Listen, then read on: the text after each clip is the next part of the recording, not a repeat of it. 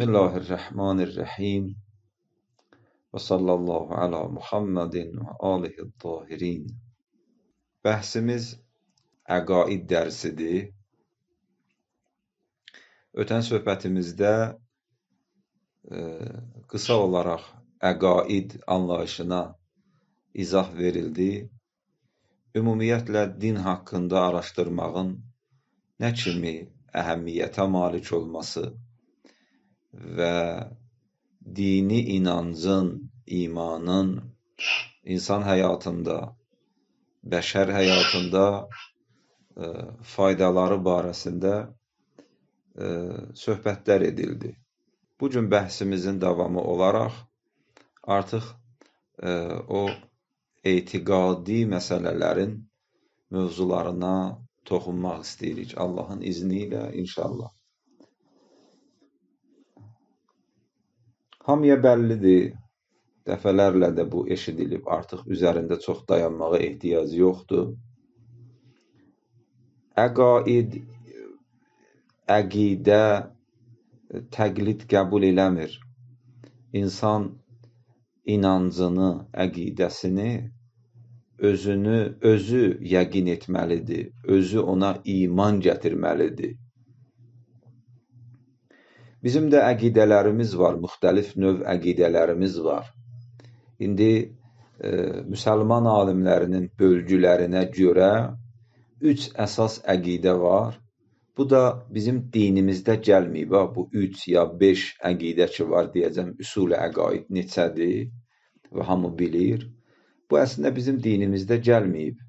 Belə deyil ki, Quranda və hədisdə var ki, üsul-i əqaid, üsul-i din, məsələn 5-dir. Tövhid, nübüvvət, imamət, ədl, məad.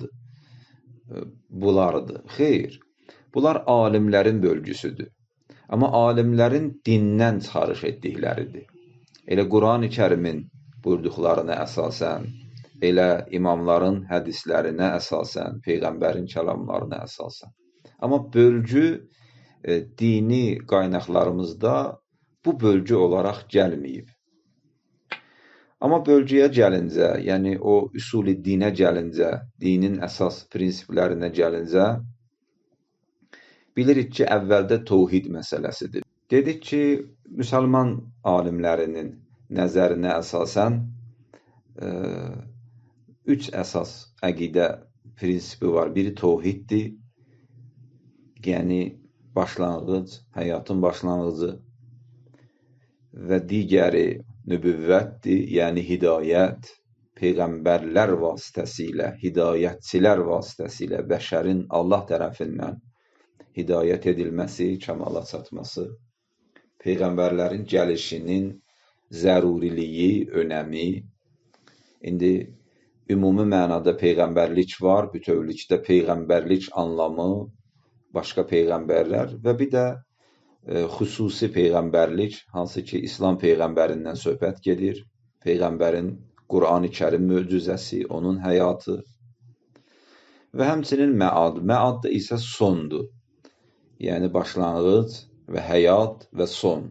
Məad yəni ölümdən sonraki həyatın davam etməsi. Şiə alimlərinin düşüncəsinə əsasən üsul-i din 5-dir. Yəni tövhiddən əlavə ədl də var.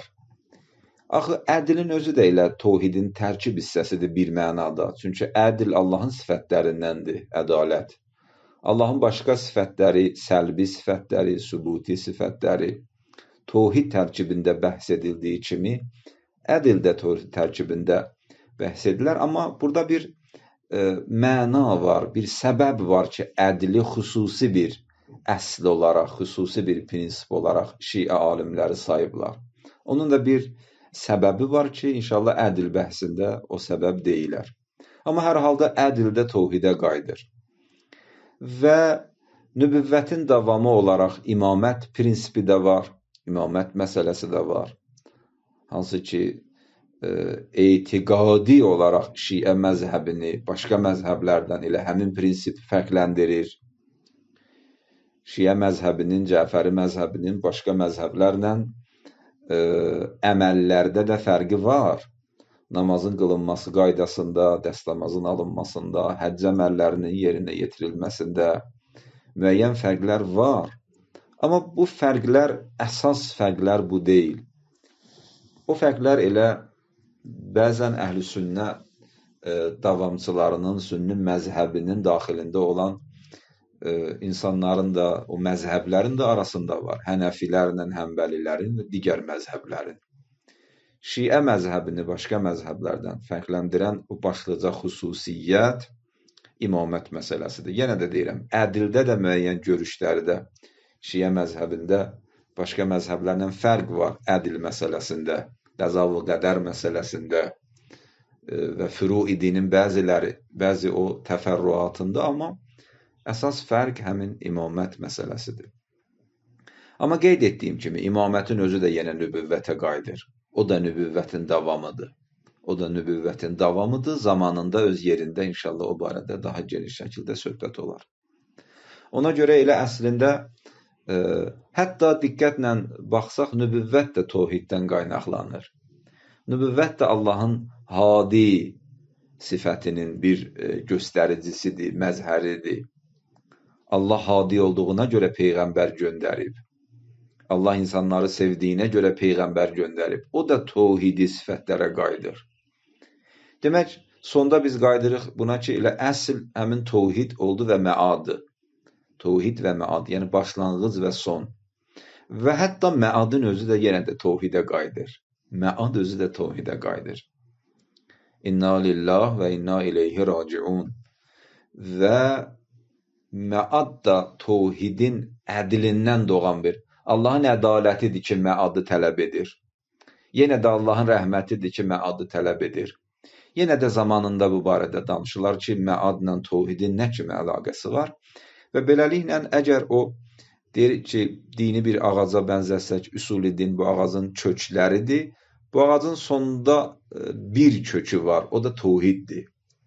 O da tohiddir, əlbəttə digər bir kökü də ədildir, digər bir əsası da nübüvvətdir, imamətdir, məaddir, amma sonda bunlar tohidi baxışın məhsullarıdır əsl həqiqətdə. Hansı ki, öz növbəsində özü də kökdür. Bugündən etibarən elə biz tohid barəsində istəyirik ki, söhbət eləyək və növbə ilə o biri dini əsaslar barəsində, dini əqidələr barəsində inşallah söhbət eləyərik. Tohidlə danışdığımız kimi elə ədillə də həmçinin və digər əsaslarla. Baxın, əziz dostlar, qardaşlar, bacılar, dediyim kimi tohid əsasdır. Amma tohidə çatmağın, tohidi iman gətirməyin və yəqin etməyin, hansı ki, əqaid yəqin etməyi tələb edir, iman tələb edir, yolu var, müxtəlif yolları var, tohidin dəlilləri var, Allahı sübut etməyin yolları var. Hərçənd ki, Quran-ı Kərimdə Allahı sübut edəcək bir ayə belə yoxdur. Bir ayə belə yoxdur Quran-ı Kərimdə. Quran-ı Kərim Allahın varlığını bir inkar edilməz həqiqət kimi götürüb.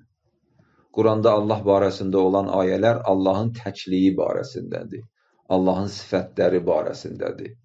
Allahın feilləri barəsindədir. Allahın təkliyi Quran üçün sual deyil. Hərçənd ki, Allahın varlığı sual deyil. O var və varlığı inkar edilməzdir. Hərçənd ki, Allahın varlığı üçün dəlillər var, elə kəlam elmində, fəlsəfədə və həmçinin digər kitablarda.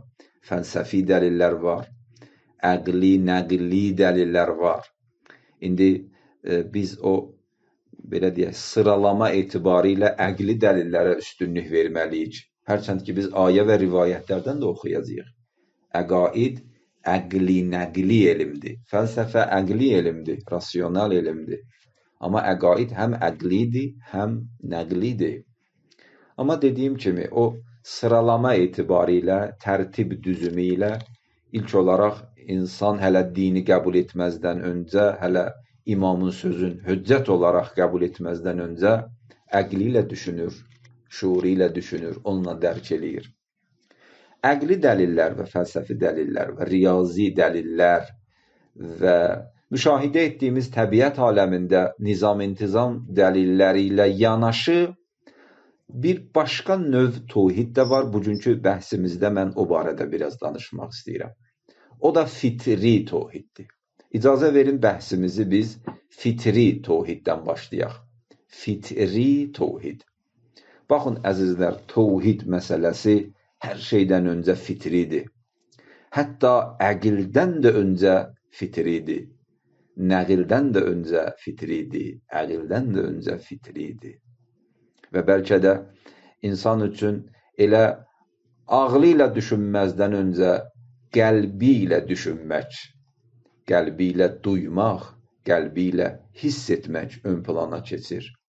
Və bəlkə də insan üçün insana Allaha çatdıran kəsə yol və qısa yol və hamı üçün əl çatılan yol elə həmin fitri yoldur.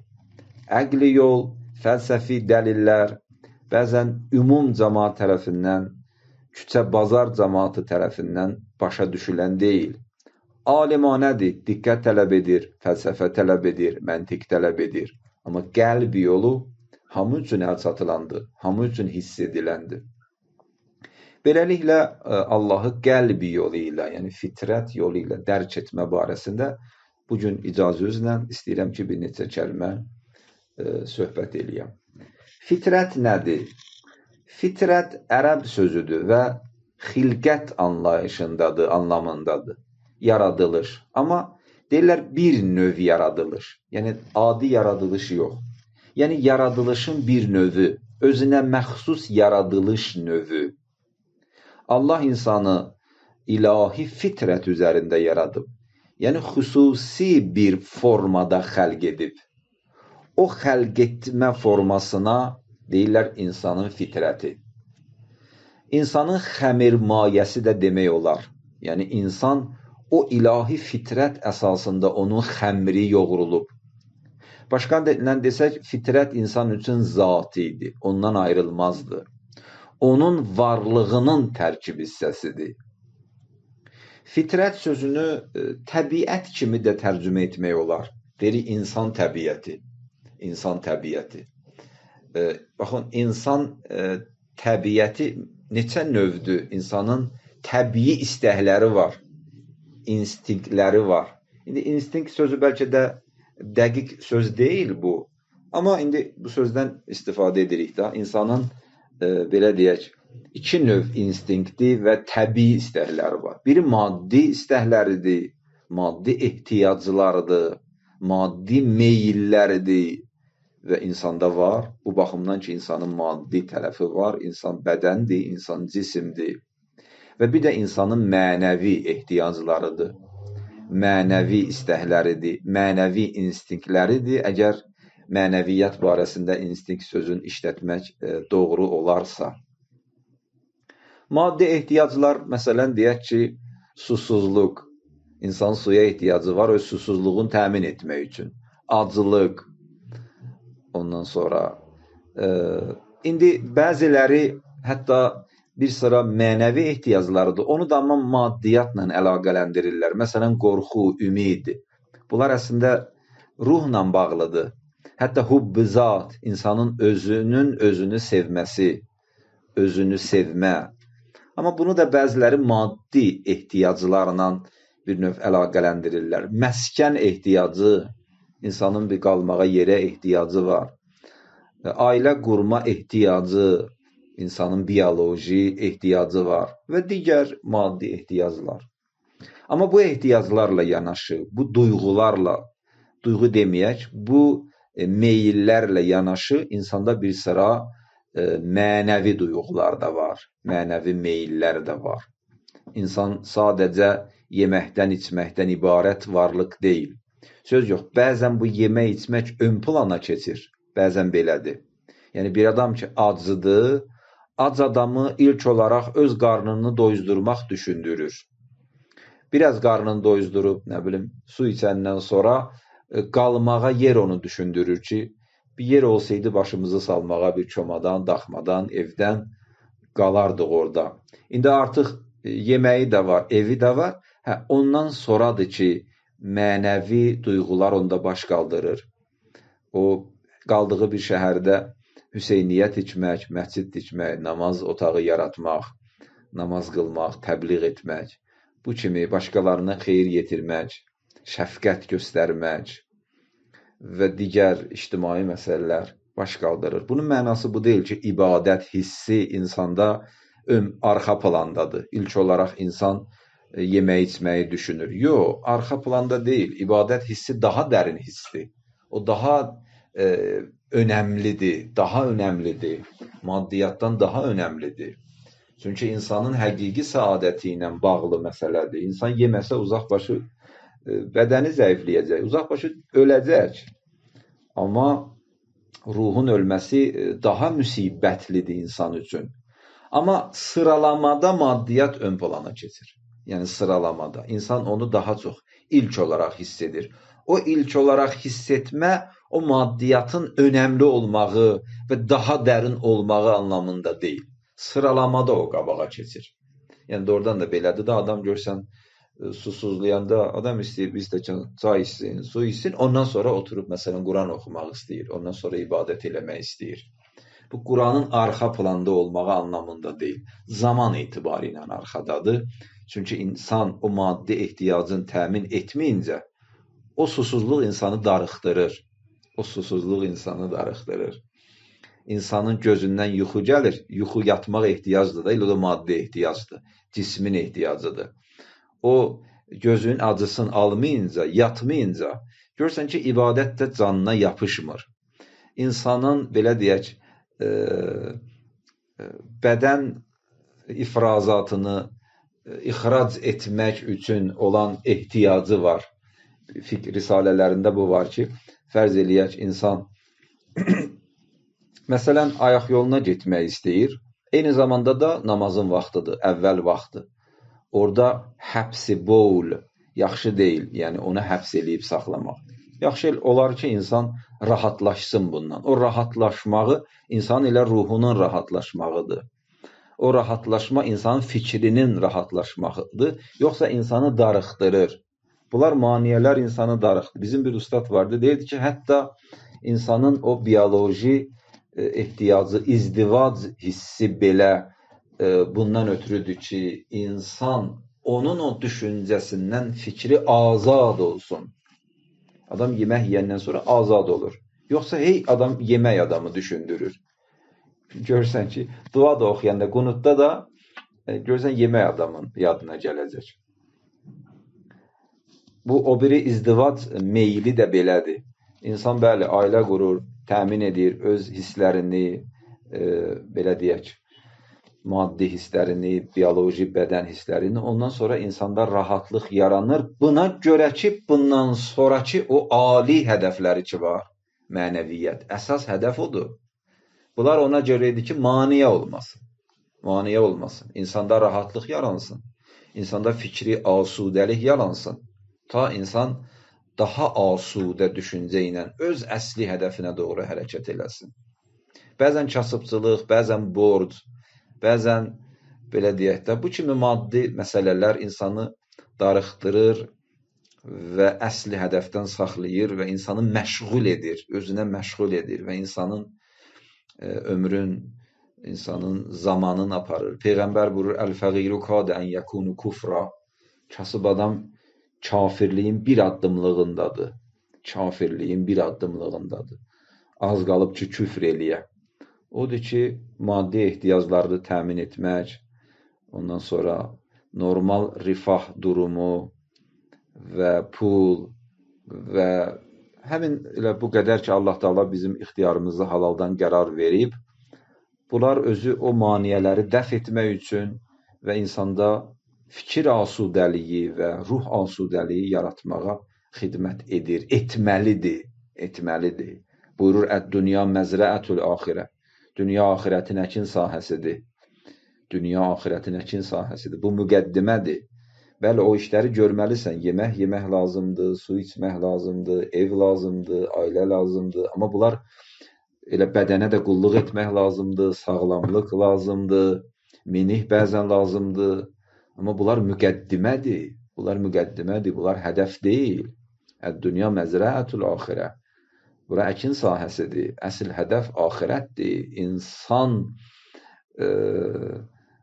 5 günlük insan deyil. İnsan bədəni insan üçün minikdir. Bəli, miniyə baxarlar, amma minik hədəf deyil. Miniyə baxarlar, məqsədə çatdırmaq üçün insanı məqsədə çatdırsın. Demək, insanın ikinci ehtiyacı, mənəvi ehtiyaclarıdır. Mənəvi ehtiyacları fonunda, məsələn, kəmal tələblik, insan kəmal tələbdir. İnsan tərəqqi istəyir, insan yüksəliş istəyir. Bu insanın içində var, ha? Bu insanın içində var. Sözcə, o yönətmə özü mühümdür. Bu iki dünyəvi məsələlərdə insan 5 eləyir, 15, 15 eləyir, 25, 2 otaqlıyın eləyir, 3 otaq, 3 otaq eləyir, 5 otaq, 1 ev eləyir, 2 ev, bu şəhərdə, o şəhərdə. Bu insanın o hərisliyindən irəli gəlir, doymamazlığından irəli gəlir. Allah insanı kəmal tələb yaradır. İnsan qani olmur, amma yönətməlidir onu. Onu maddiyyatda sərf etməli deyil. Onu yönətməlidir elmə, onu yönətməlidir Allaha doğru hərəkətə, onu yönətməlidir mənəviyyata və mənəviyyatda hər nə qədər yüksəliş edir, yenə də qani deyil və gərək də qani olmaya insan. Hər nə qədər alim olur, yenə də qani deyil və gərək də qani olmaya. Peyğəmbərlərin vəzifəsi içimizdəki duyğuları yönətmədir. Peyğəmbər gəlməyib bizə desin ki, Allah var. Allah varlığı bizim içimizdə var. Bizim içimizdə var. Peyğəmbər gəlib bizə deyib ki, içindəki duyğuları Allaha tərəf yönəldəcəksən. Ona tərəf yönəldəcəksən. Peyğəmbərlər yönəldicidir, yönləndiricidir. Hadi, yəni yönləndirici, hidayət.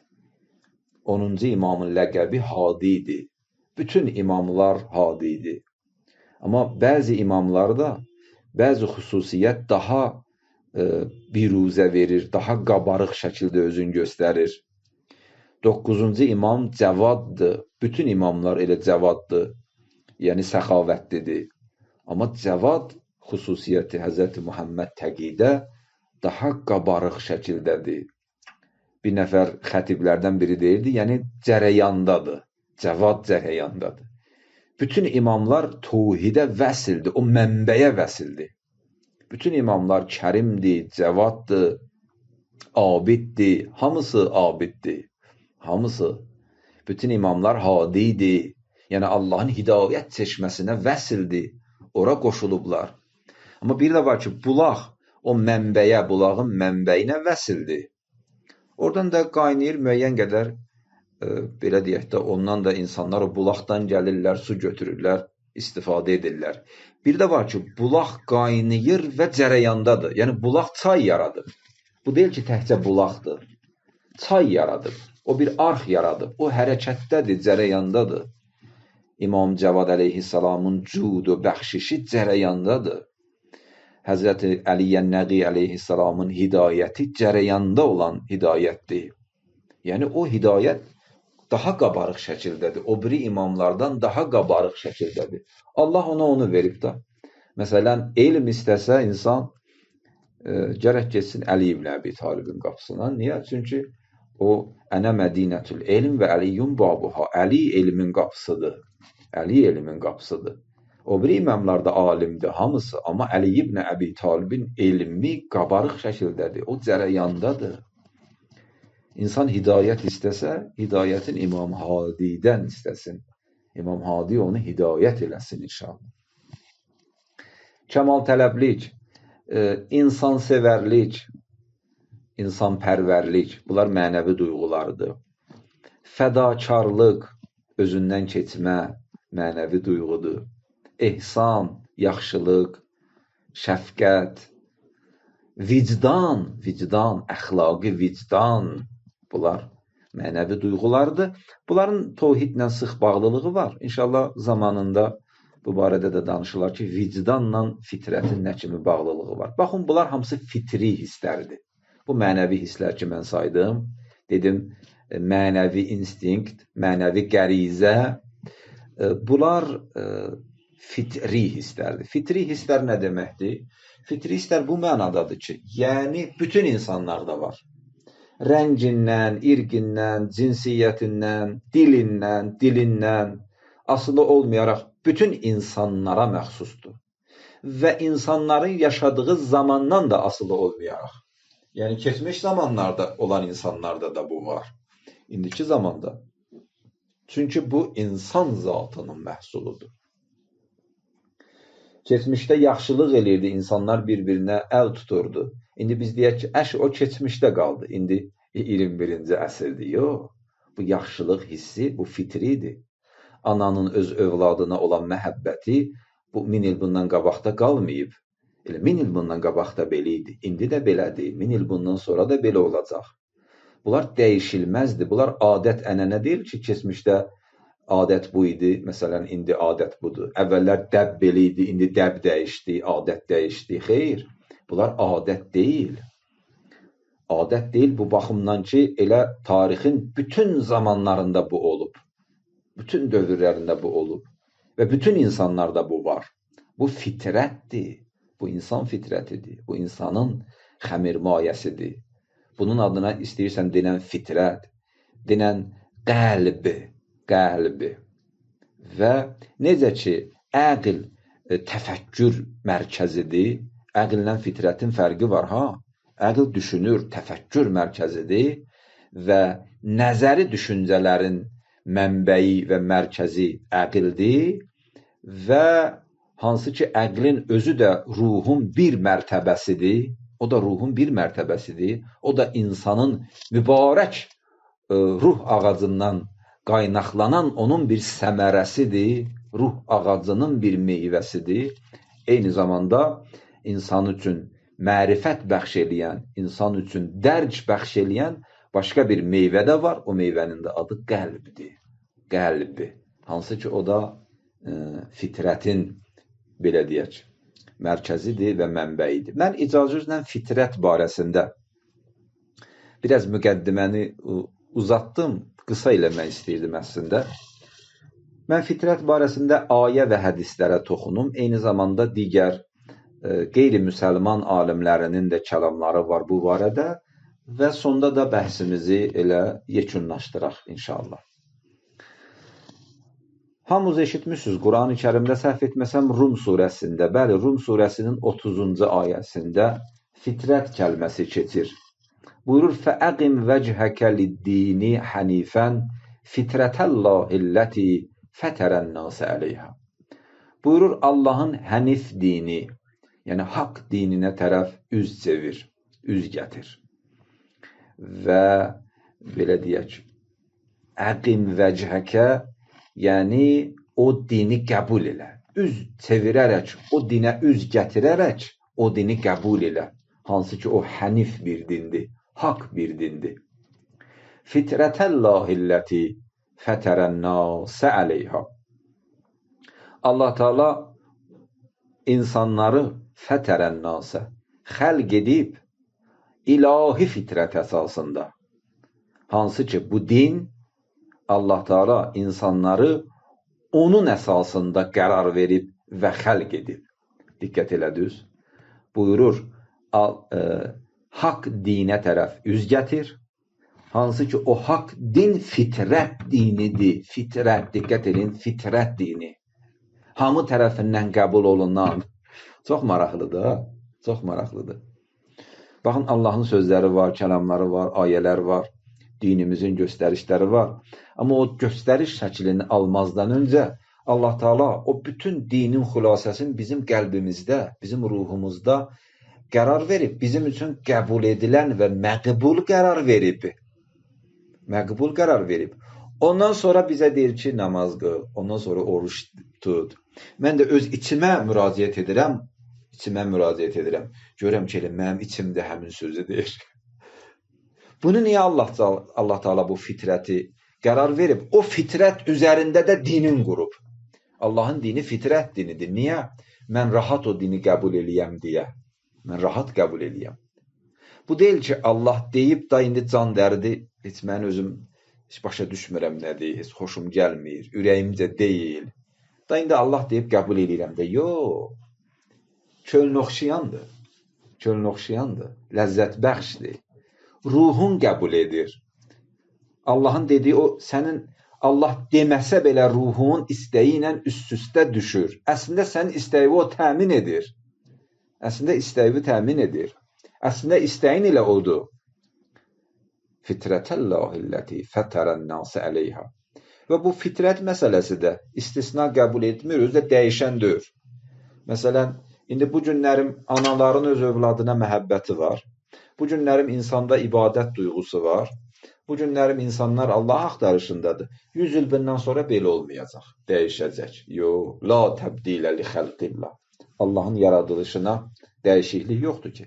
Zəlikə dinul qayyim. Möhkəm din budur. Möhkəm din həmin fitrət dinidir.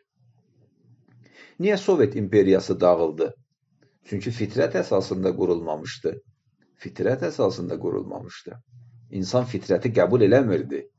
İnsan fitrətinin qəbul etmədiyi məzhəblər, dinlər, məktəblər gecə-tezə dağılacaq. Bəşər fitrəti onu qəbul eləmir. Bu günlərim vəhhabilik dünyanı tutub gedir. Amma dağılacaq.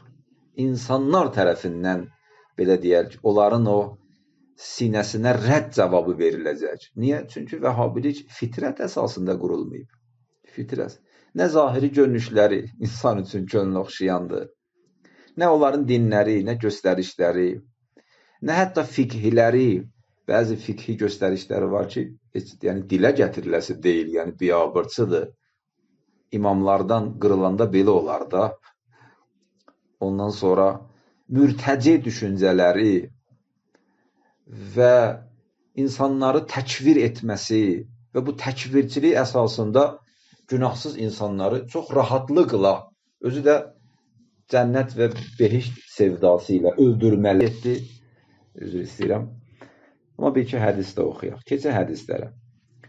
Hədislərdə fitrət barəsində Həzrət Peyğəmbərimiz buyurur, qalə Rasulullah sallallahu aleyhi və aleyh, kullu mevludin yulədu aləl fitrə. Hər bir dünyaya gələn uşaq fitrət əsasında dünyaya gəlir. Fitrət dedik, yəni tövhid, İslam. Həmin ayədə, yəni tövhid, İslam. Fitrət budur. Hətta yəkunə əbəvahu yuhavvidanihi və yunassiranihi. Tövhid əsasında, yəni İslam, müsəlman olaraq doğulur bütün dünyaya gələn bütün insanlar. Amma ata-anaları onları Yahudi eləyirlər, yaxud Məsihi eləyirlər. Sonralar onlar dinin dəyişir. Sağlam fitrət əsasında, yəni İslam əsasında onlar dünyaya gəlir. Zürarə İmam Sadiq aleyhissalamdan nəql edir. Deyir, mən İmam Sadiqdən soruşdum bu ayə barəsində. Fitrətəllahilləti fətərən-nəsə əleyhə. Ağa, bu nə deməkdir? Həzrət buyurdu, qal, fətərəhum cəmiən ələt-tövhid. Yəni, insanları Allah tövhid üzərində, bütünlüklə insanları tövhid üzərində xəlq edib. Bu ayənin mənası bundan ibarətdir. Allah şunas olaraq yaranıb insanlar. Demək, İmam Sadiq ağanın hədisinə görə fitrət nədir? Deyir, fitrət həmin İslamdır. Xudavənd, belə deyək, tövhidə peyman alıb insanlardan. Əqd-i peyman alıb. İnsanlar söz veriblər İslam'a üz gətirmək üçün. Və bu din insanların vücudunda var. Və bu din insanların vücudunda var. Mən İmam Rıza aleyhissalamdan da bir hədis oxuyayım. Həzrət buyurur ki, nəql edir öz ata-babalarından ta İmam-ı Baqir aleyhissalamdan bu ayə barəsində, həmin fitrətəllahilləti fətərən-nəsə əleyhə, buyurur ki, huvə la ilahə illallah. Bu fitrət ki, Allah onun üzərində insanları xəlq edib, o nədir? O budur. La ilahə illallah Muhammedun Rasulullah sallallahu aleyhi və aleyh Əliyyun əmirul mü'mininə aleyhissalam. İlahahuna ət-təvhid. İmam Rıza aleyhissalam buyurur, o Allahın varlığını təsdiqləmək, Peyğəmbərin peyğəmbərliyin və Əli ibn Əbi Talibin vilayətin təsdiqləməkdir və Tohidə olan kamil etiqad da elə budur. Tohidə olan kamil etiqad budur ki, Peyğəmbərin peyğəmbərliyin və Əli ibn Əbi Talibin imamətin, vilayətin təsdiq eləyəsən. O fitrəti tohidi budur. Başqa hədislər də var, mən keçirəm o hədislərdən və alimlərin də bu barədə sözləri var. Bir-iki alimin sözünü oxuyayım, onunla da sözüm tamam. Əslində, sözüm yekunlaşmadı, istəyirdim biraz bəhsi tamamlayım, nəticə alaq. Amma fürsət eləyə bilmədim, təəssüflər olsun ki. Və də bundan da artıq uzatmaq istəmirəm, bir neçə dəqiqədə elə sual-cavaba vaxt qalsın. Einstein nə deyir? Einstein deyir ki, bir əqidə və din istisnasız olaraq insanların vücudunda var. İnsanların müxtəlif əqidələri var. Amma hər bir insanda müştərək olaraq bir əqidə var, bir din var. Mən o əqidənin adına dini hiss deyirəm. Din hissi, din duyğusu. Və insan kiçik bir insandır. Və insanın arzuları da kiçikdir. Amma insan bu hisslə böyümüş olur. Çünki bu his böyük bir hissdir. Bu hissdir ki, insana əzəmət verir, insanı böyüdür. Bu da Einstein'in sözüdür. Başqa bir alim Pascal deyir, ürəyin dəlilləri var, hansı ki, əqlin ona yolu yoxdur. Hansı yolla qəbul eləmirsən, hansı dəlillə, ürək dəlili ilə, ürək dəlilləri var. Əqlin yol tapa bilmədiyi dəlillərdir, ürək dəlilləri. William James, Amerikanlıdır əgər səhv etməsəm, pragmatizm fəlsəfəsində də bu alimin, bu mütəfəkkirin adı çəkilir.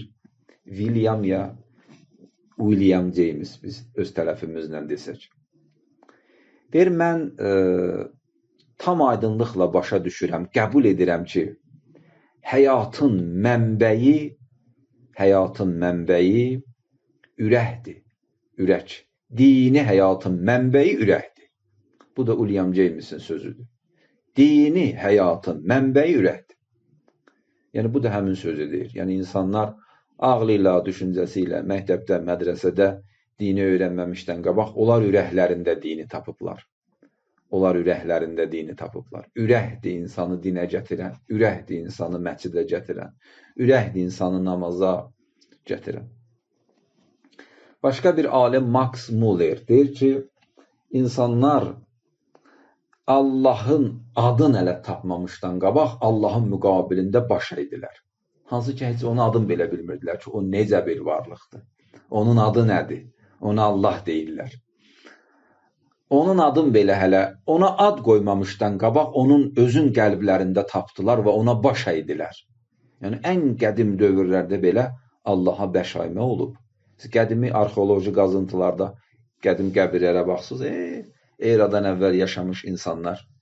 Baxırsan ki, dini hisslər orada, din duyğusu, məzhəb. İndi məzhəblər müxtəlif olub. Hələ biz ondan söhbət eləmirik.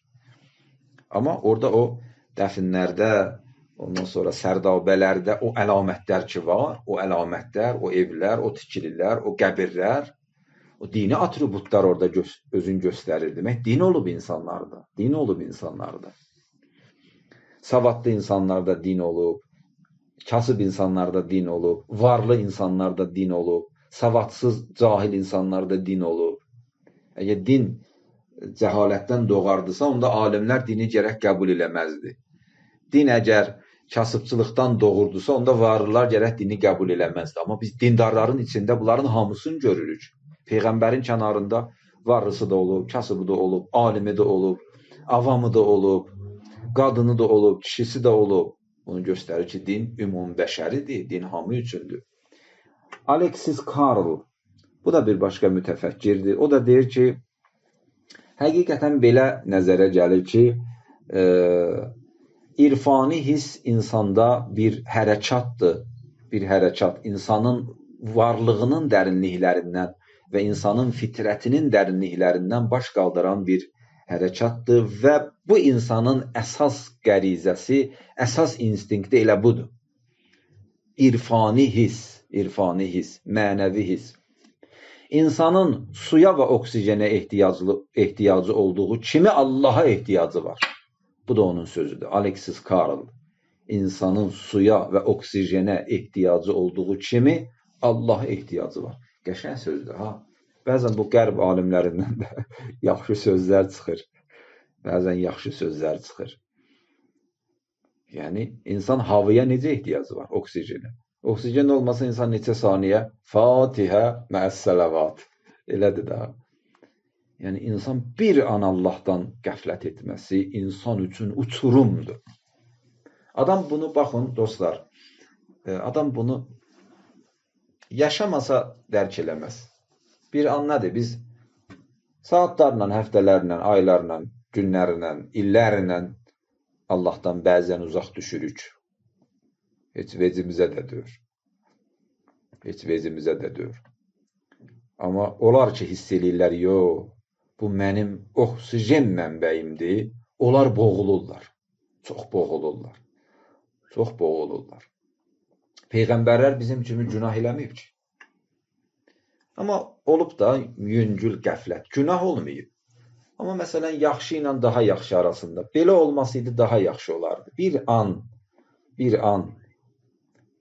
ona nə qədər tövbələr eləyiblər. Onun boğulmağını göstərir. Yunus Peyğəmbər bir iş gördü. Məsələn, o Allahın nəzərində Peyğəmbərə yaraşan hərəkət deyil idi. Nəinki günah idi. Yəni, etməməli idi. Dözüb oturmalı idi orada. Təbliğində. İnsanlar da çox Yunus Peyğəmbərə zülm elədilər, haqsızlıq elədilər. Haqq da Həzrəti Yunus tərəfdə idi. Amma onunla belə Allah deyir, sən Peyğəmbərsən, sən dözməlisən, oturmalısan. Sənə yaraşmır ki, onlardan üz döndərib gedəsən. Atdı onu balığın qarnına. Dənizin qaranlığı, gecənin qaranlığı, balığın qarnının qaranlığı, yəni 3 qat qaranlıq. Fi zulumatin səlas. Orada dedi ki, Subhanəkə ya la ilahə illə ənt. İnni kuntu minəz zalimin. Paksan sən və mən zülm eləmişəm özümə. Deyir, əgər bunu deməsiydi o zikri Yunisiyyə deyirlər buna. Elə daha qiyamətəcən o balığın qarnında qalacaqdı. Allah onu xilas elədi, Allah zülmətlərdən qutardı. Elə alimlər deyirlər, bu zikr insanı təbiətin zülmətlərindən, dünyanın zülmətlərindən xilas edir. Baxın, həmin bu boğulmadır, ha? Bir an. Mərhum Ayətullah Bəhcət çox zikr edirdi. Soruşdular ki, bu qədər zikr edirsən, yorulmursan. Dedi ki, deməyəndə yoruluram. Deməyəndə yoruluram. Sözə bax. Həmin bu fitrətdir, ha. Ondan sonra bir başqa alim ki, o da çox əhli zikr imiş. İmamlar içərisində İmam-ı Bağir deyirlər, daimi zikr imiş. Çox zikr edirmiş.